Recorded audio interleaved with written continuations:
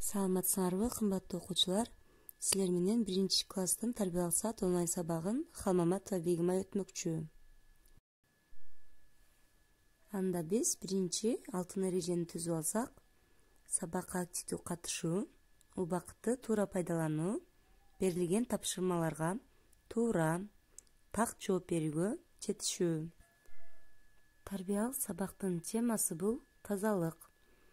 Сабактын максаты тазалык жөнүндө маалымат алышат, жугуштуу оорулардын алдын алууну үйрөнүшөт, дене боюн таза, тыкан алып жүрүүгө тарбияланышат.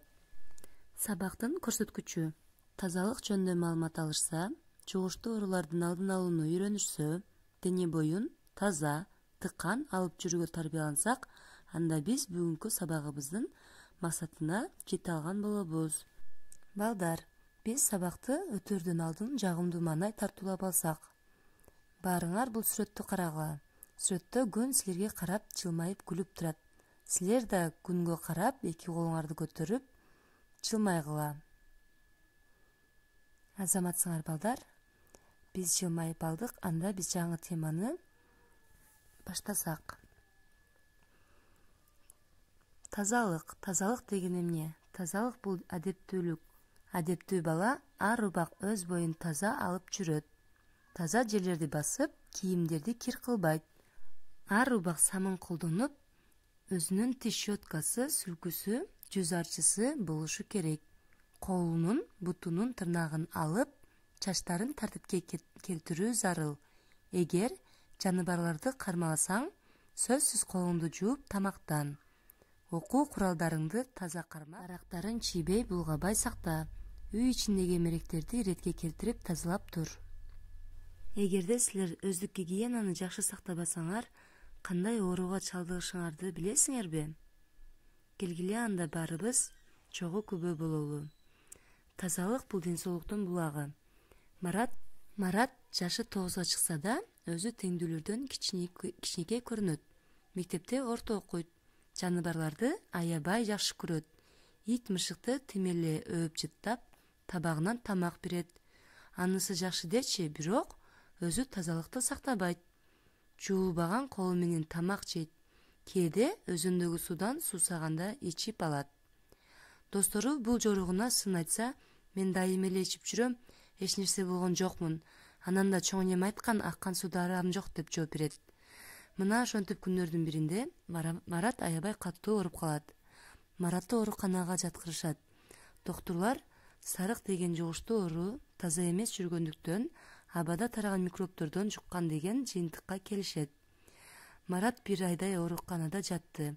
Дагы бир нече убакыт доктурдун көзөмөлүндө болду. Көрдүңөрбү балдар, Марат таза жүрбөгөндүктөн кандай ооруга чалдыкты. Ошондуктан таза жана адептүү болгула. Анда биз кичинекей көнүгүү жасап өтсөк, кана балдар баарыбыз чогуу ордубуздан турабыз, колду айга сунабыз. 1 дегенде оң колду, андан кийин сол колду. 1, 2, 3 турайбыз куштарды. 6, 7, 8 кыймылдаттык буттарды.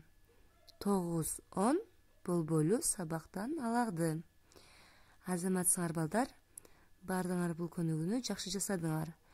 Анда биз сабагыбызды бышыктап кетсек. Бул кроссвордту баарыбыз толтурабыз. Биринчисин апам дайым колдонгон бул сулуулук каражат. Муну түрү көп эле, колдоносуң күндө эле. Тазалайсың кийимиңди, ага кошуп тишиңди.